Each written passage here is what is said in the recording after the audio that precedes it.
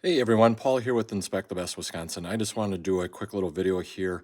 I am in a little utility closet and I want to show you some things that we do as home inspectors when doing home inspections when we get into the electrical panel.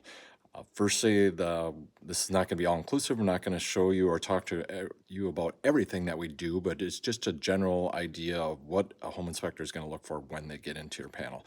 First thing, as a home inspector, you always want to make sure you're wearing safety glasses. I also have safety shoes on as well. But here is a panel that I am at today. I'm going to flip the camera here. Okay, so here's the electrical panel. First thing I look at when I get to these, is there enough clearance in front of it? I'm gonna make sure there's nothing on the ground sitting in front of it. By code, you need to have 30 inches side to side, and then 36 inches out in front of the panel, nothing blocking it.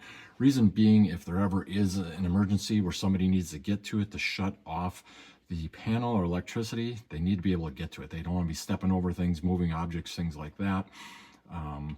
Also, you don't want to have these guys built in a little cabinet, cubby, or anything in a basement where they're extremely hard to find. I've done inspections before where it's taken me searching throughout the basement and tracing wires back to actually find the thing. So you don't want to do that.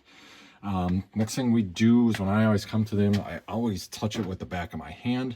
Reason being, if this is live, anything's loose in here or any electricity is to this panel, touching the actual panel, if I grab it with my bare hand, electricity is going to cause me to grab onto it and I'm not going to be able to let go. So by touching it with my bare hand, yes, I'll get a shock, but I'll be able to remove my hand from the panel.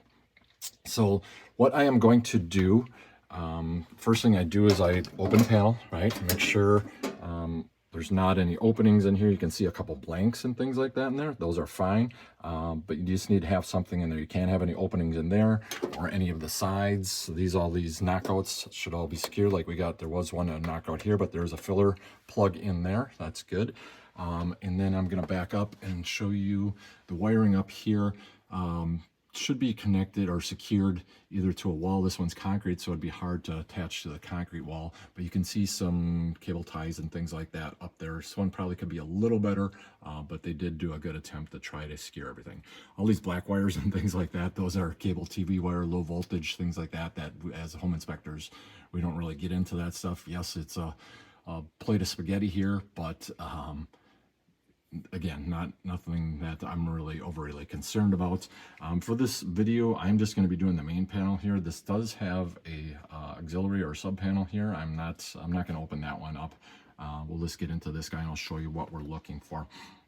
So I'm actually going to pause the video here so I can take the cover off. I will tell you, as a home inspector or as a homeowner or somebody not familiar with electricity in general, don't remove this guy, right? As a home inspector, I've done this hundreds of times. I kind of know what I'm looking for, or hopefully I know what I'm looking for.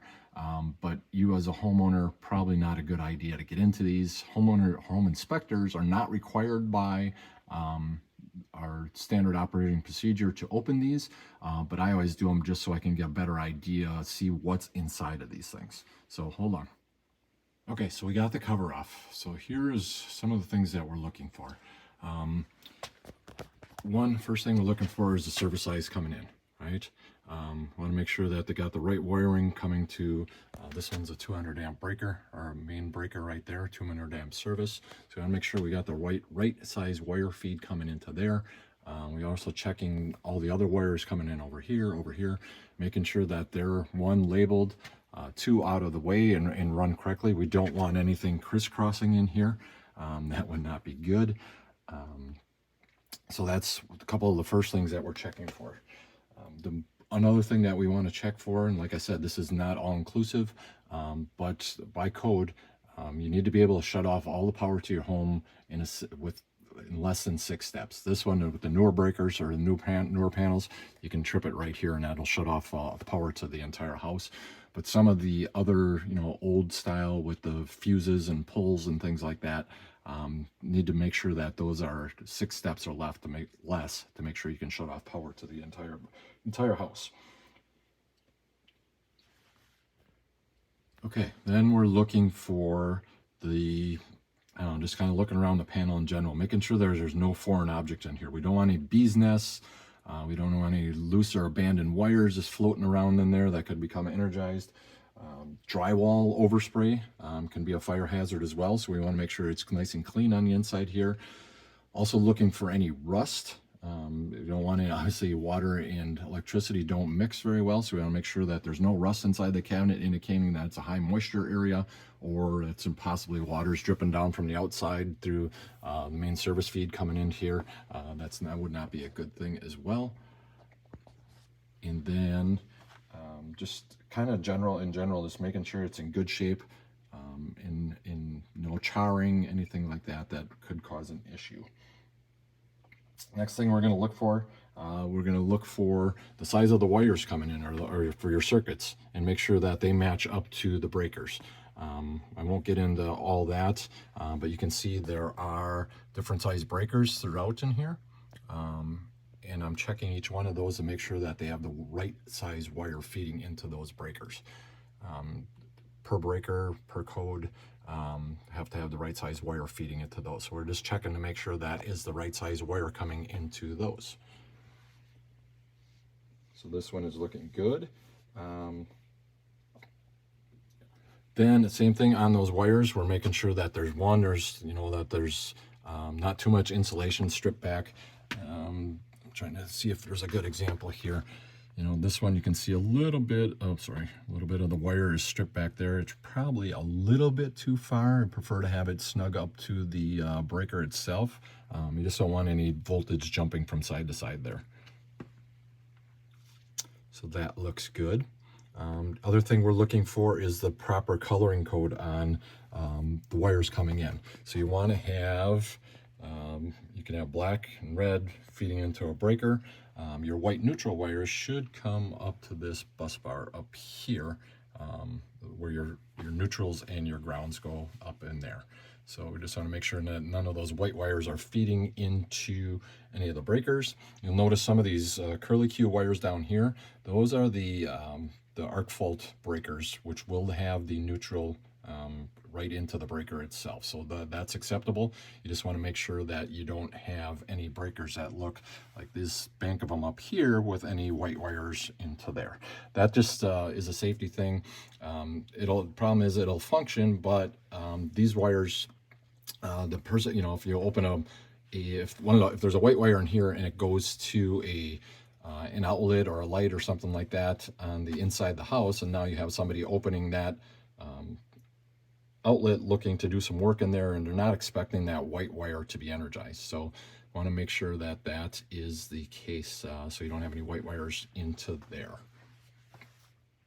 Okay, one of the things that we find it's really common, but you don't want to be doing it, is it's hard to tell with this video here, but you can see all these top breakers here have one wire feeding into them. Lots of times what we find are called double taps, where there'll be two wires coming off of a breaker, feeding two different circuits. Now, I don't think you can see on the sticker, on this little white sticker on there, there are breakers that are labeled 2-pole breakers where you can feed two wires off of those. But a lot of times what happens is you'll get a single pole breaker and somebody will run two circuits off of there. And the problem with that is you risk overheating and electrical fires and things like that. So we're always checking if there are two wires coming in there, they need to be the same size, and then you need to have a breaker that will say 2 poles on the side of it. I don't believe you can see this on the video. I'll try to zoom in. It's too hard to see. But that's one of the things we see. A lot of people will do their own additions and things like that in their houses.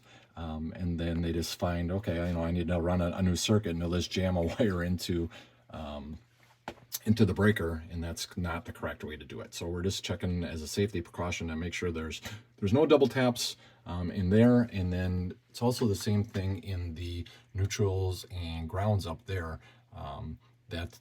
You don't want to have two neutral wires under the same terminal screw or lug up on the top as well. Okay, another thing we're looking for is proper grounding and bonding.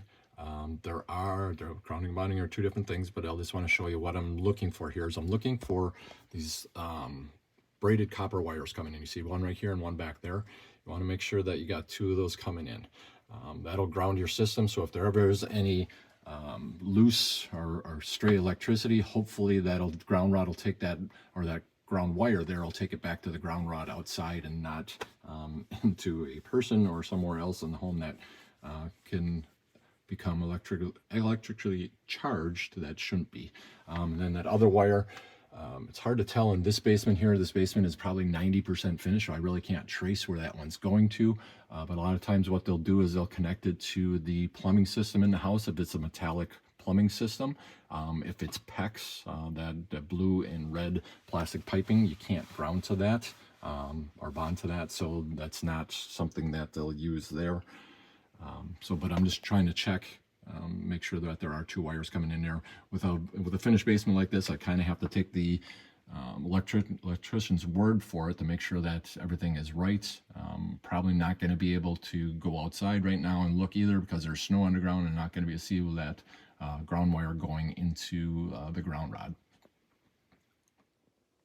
Okay, so that is kind of it in a nutshell. And like I said earlier, there are many different things that we're looking for as home inspectors when we get into the electrical side of a home inspection. I just wanted to give you some of the highlights, some of the things that are pretty common, and some of the things that we're always checking for, and make sure that you have an idea if you having a home inspection at your house or you're buying a house and having a home inspection done, that this is kind of what your home inspector will be looking for.